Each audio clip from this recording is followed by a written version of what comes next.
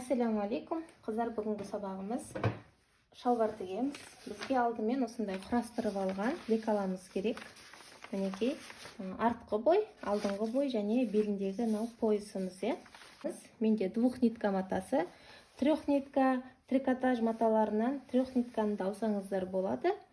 Шамалы начеспен қалыңдау болсын десеңіз. Содан кейін қайшымен борымыз керек. Сосын осыған түстес 3 жіп, егер оверлок болса 4 жіп керек болады. Оверлок болмаса сіздерге 1 жіп та жарай береді. Матамызды екіге бүктеп аламыз. Мына жағы бізде матамыздың ұзындығы. Тігісіне қарасаңыздар да міне айқын көрініп тұр. Матамызды екіге бүктеп осылай жатқызып аламыз. Мен 3 жасқа тігейін деп жатырмын. 3 жасқа бір 70-80 сантиметр жеткілікті. Мінекей осылай қойып аламыз. Жан-жағынан 1 сантиметр тігіске қалдыруды ұмытпаңыздар. Бастырып сызып шығамын.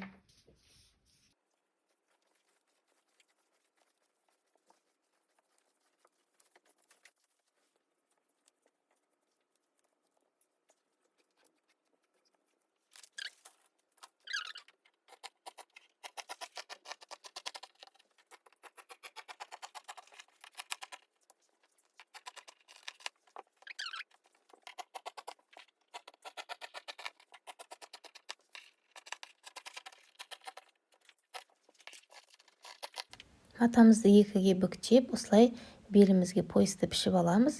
Енін өзіңіздің қалауыңызша алуға болады. Менде 5 сантиметр, бүктеген кезде 2,5. Және де өз матасынан мен пішіп жатырмын. Сіздер кашкар-сена қолдансаңыздар да өте әдемі болады. Алдымен міне қыздар, алдыңғы бой мен артқы бойды аламыз да, мына жерлерін тігіп аламыз. Егер оверлогыңыз болса, бірден оверлокқа тігіп шығыңыз, болмаса түзеу тігіспен тігіп, сосын зигзагпен тіксеңіздер болады. Трикотаж матасы сөгітілмейді мына шеттері. Сондықтан түзеу тігістің өзімен қалдырсаңыздар да ештеңе етпейді. Егер де заказға емес, өздеріңізге тігетін болсаңыздар. Ал заказға тігетін болсаңыздар, міндетті түрде оверлок болғаны жақсы. Тігуге кірсеміз, алдыңғы бойдың осы ауын және артқы бойды да осылай осы ау тұсын оверлокпен тігіп аламын.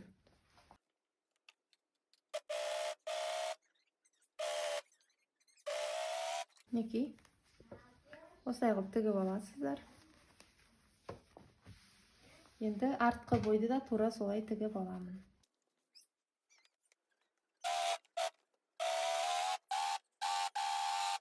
Алды мен артын оң бетіне келтіреміз да, енді осы ау тұсын бір-біріне келтіреміз. Мына тігістері бір-біріне келтіру қажет. Осылай келтіріп, осылай айналдырып тігіп шығамыз. Мына шетіне дейін. Мына тігісті инемен түйрелеп аламыз.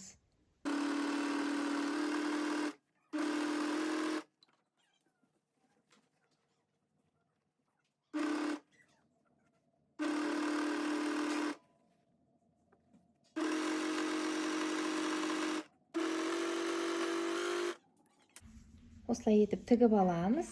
Ендігі кезекте екі қапталдарын тігеміз. Екі жан тігісін тігіп шығамыз қосып. Бір-біріне осылай келтіріп аламыз. Екі шеттерін инемен түйрелеп алсаңыздар да болады.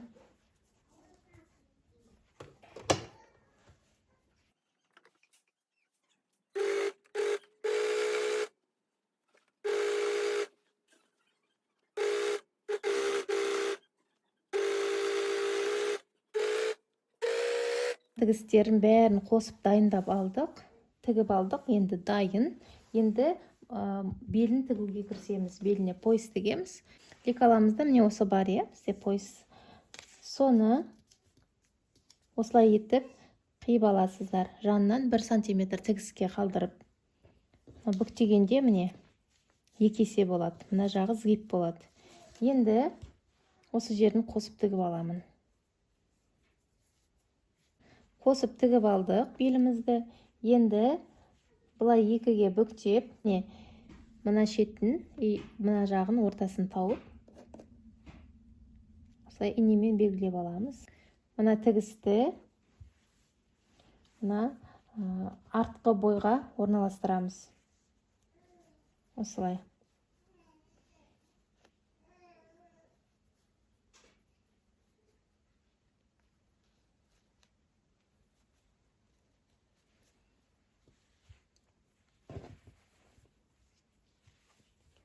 Ал мына центрін таптық қой инемен. Соны мына тігіске қосамыз.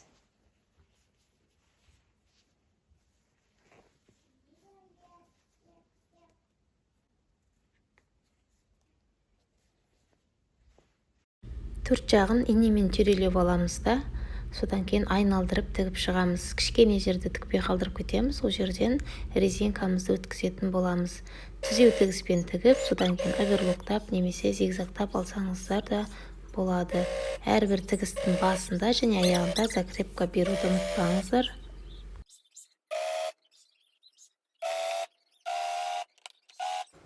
Міне осылай тігіп алдым. Кішкене жерін қалдырып кеттім. Резинка өткізуге барлық жерін айналдырып тігіп алдым. Беліне резинка тігуге кірісеміз. Менің резинкамның көлемі 2 сантиметр. Неке, мен болмасын осылай қосып алдым. Енді мынау бізде беліміздің поясымыз ғой. Соған бүйтіп өлшеп қоя көреміз. Мына жерге осыншама міне 5-6 сантиметрде жетпейтіндей қылып алсаңыздар болады. Осыны енді түйреуіштің көмегімен өткізіп аламыз жаңа қалдырып кеткен жерімізден.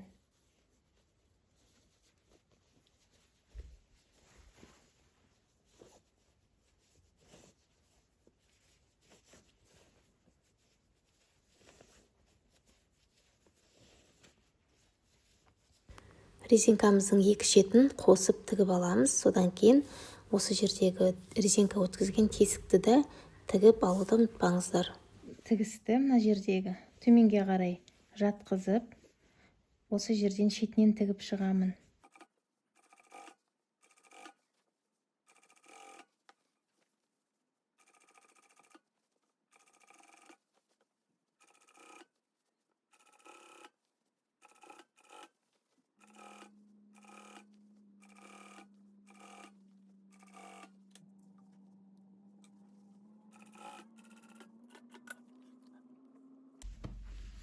Тігіп алдым осылай.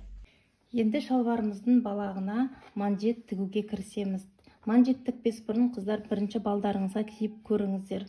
Бұл жерде балағы манжет тігетін болғандықтан ұзындау болуы мүмкін. Егерде манжет тігетін болсаңыздар 1-2 сантиметрге қиып, сосын барып манжет тігуді мен ұсынамын. Манжет тікпесеңіздер, осы жерге резинка тігуге де болады. Осылай қайырып, сосын ішінен резинка өткізіп шығуға болады. Мен бүгін кішкене 2 сантиметрге қиып шығамын, содан кейін барып манжетімді тігетін боламын. Манжеттің өлшемі менде мына жермен бірде қылып қиып алдым. Мінекей, ені менде 10 сантиметр, екіге бүктеген кезде менде 5 сантиметр болады. Алдымен осы жерін қосып тігіп шығамын осы жерін. Содан кейін міндетті түрде тігістерді үтіктейміз. Егерде өз матасынан тікпейтін болсаңыздар, осындай кашкарсе деген мата болады. Арнайы манжетке арналған, соны тіксеңіздер де болады. Менікінің түсі сәйкес келмей тұр, сондықтан мен қолданбаймын.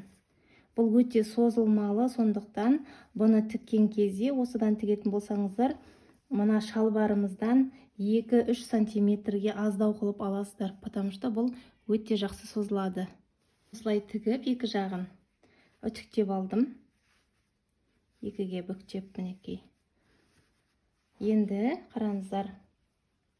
Мына тігісті ішкі жағына келтіріп, бірінші мына беті кигізіп аламыз.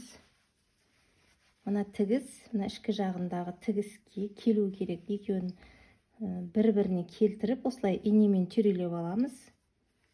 Содан кейін осылай айналдырып тігіп шығамыз екі жағында. Егерде көктеп шықсаңыздар да болады, ыңғайлы болу үшін. Осын тартып отырып тігіп шығамыз.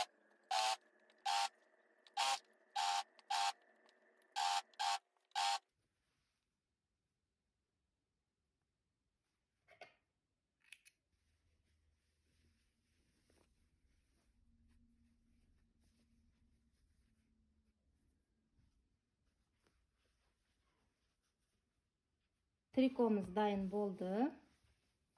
Мынау белі. Мінекей, астыңғы жағының манжеті осындай болды. Тігістері бір-біріне келуі қажет.